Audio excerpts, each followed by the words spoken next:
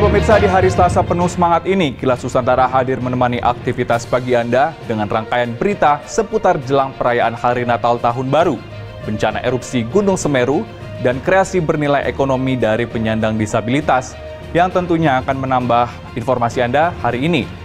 Pemirsa, Menteri Koordinator Bidang Perekonomian Airlangga Hartarto menyampaikan akan membatasi kegiatan berkumpul maksimal sebanyak 50 orang untuk pembatasan kegiatan masyarakat saat perayaan Natal dan Tahun Baru 2022. Hal ini sesuai dengan arahan Presiden Joko Widodo. Selanjutnya, Jenderal TNI Andika Perkasa memantau dari udara dampak letusan Gunung Semeru, Lumajang, Jawa Timur. Dari pantauan udara tersebut dapat dilakukan pemetaan rute bantuan yang dapat dilalui menuju desa-desa terdampak erupsi.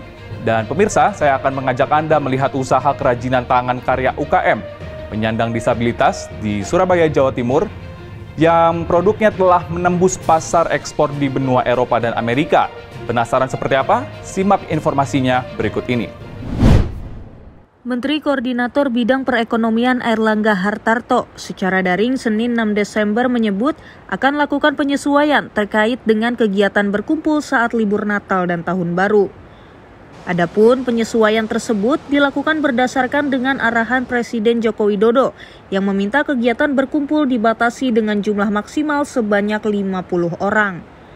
Airlangga juga menyebut bahwa pembatasan kegiatan saat Natal dan Tahun Baru akan mengikuti level yang telah disesuaikan dengan Badan Kesehatan Dunia WHO. Jadi seluruh kegiatan pada saat Nataru nanti dibatasi maksimal 50 orang. Dan Menteri Dalam Negeri akan mengeluarkan Inmendagri khusus, dan untuk nanti Natal Tahun Baru itu akan mengikuti kepada level yang disesuaikan sesuai dengan WHO, namun kegiatan-kegiatannya akan dirinci. Menko Perekonomian menambahkan, kegiatan di mal dan restoran akan dibatasi dengan persentase 75% dan juga dengan jumlah maksimal yakni 50 orang. Selain itu, kegiatan berpergian atau traveling hanya akan diperbolehkan bagi masyarakat yang telah melakukan vaksinasi COVID-19. Tim Kantor Berita Antara mewartakan.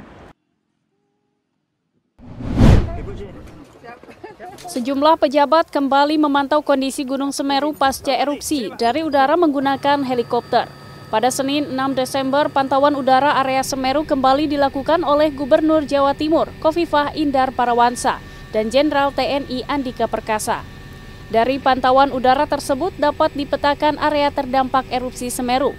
Selanjutnya, otoritas terkait akan memetakan jalur bantuan bagi masyarakat terdampak letusan Semeru.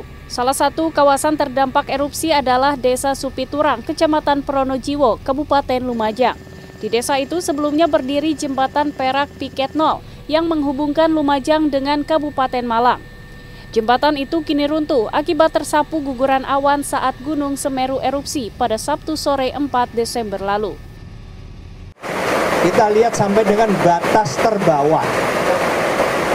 terbawah material yang berhenti, yang keluar dari Gunung Semeru kemudian berhenti tadi.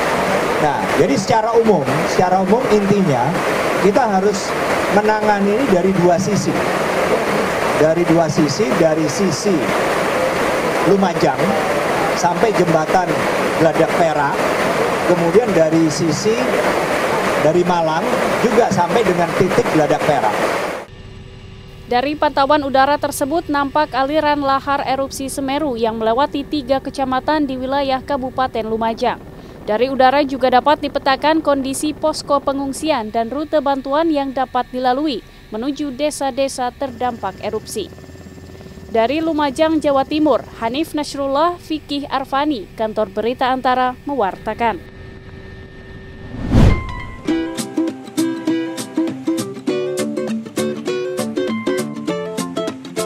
Beragam kreasi kerajinan tangan di rumah produksi usaha kecil menengah UKM Tiara Handicraft, Jalan Sido Sermo Indah, Gang 2 Surabaya, dipastikan 100% merupakan karya penyandang disabilitas. Tampak kebanyakan berupa tas, berbagai ukuran, dan dompet yang terbuat dari kain bekas atau perca. Pendiri Tiara Handicraft, Titik Winarti, mengisahkan sejak berdiri tahun 1995, ia menjalin kerjasama dengan Dinas Sosial Pemerintah Provinsi Jawa Timur. Selanjutnya, Tiara Handicraft turut membina keterampilan menjahit dan bordir terhadap penyandang disabilitas di unit pelaksana teknis (UPT) yang dikelola Dinas Sosial Pemerintah Provinsi Jawa Timur. Sejak itulah, penyandang disabilitas binaan Dinas Sosial Jawa Timur yang tidak tertampung di lapangan kerja industri lantas dipekerjakan di rumah produksi Tiara Handicraft. Titik menyebut, sejak tahun 1995 sampai sekarang, Tiara Handicraft telah mempekerjakan sebanyak lebih dari 800 orang penyandang disabilitas. Semua itu tidak lepas dari banyak orang, banyak pihak yang ikut peduli bersama kita. Bukan belas kasihan, tapi mereka diberi kesempatan. Dan tempat ini sudah membuktikan 26 tahun dengan diberikan kesempatan. Kita sudah mengantar 800 lebih anak-anak itu. Saya terima kasih karena dengan hadirnya Ibu di sini dan juga anak-anak itu tadi juga sebagian alumni kita yang membuktikan di mana mereka diberi kesempatan, mereka mampu dimandirikan. Bertepatan dengan momen Hari Disabilitas Internasional tadi malam, 3 Desember, Gubernur Jawa Timur, Khofifah Indar Parawansa, menyempatkan singgah di rumah produksi Tiara Handicraft. Mereka merayakan Hari Disabilitas Internasional secara sederhana dengan menggelar tumpengan.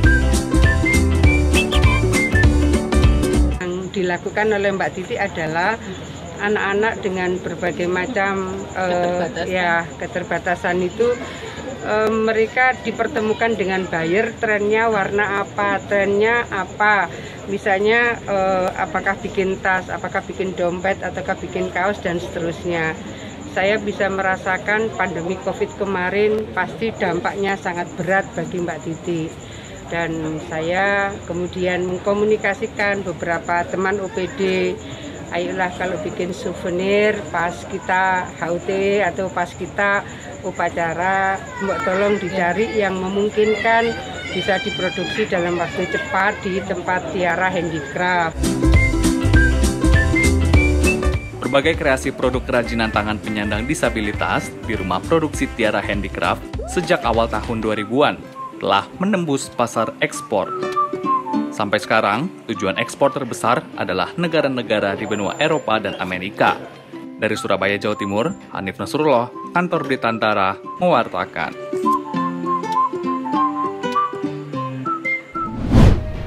Pemirsa, itulah 3 informasi yang telah kami sajikan sebagai asupan pengetahuan Anda pagi hari ini. Dan jangan lupa saksikan selanjutnya Kilas Nusantara siang pukul 13 waktu Indonesia Barat nanti. Terima kasih dan sampai jumpa.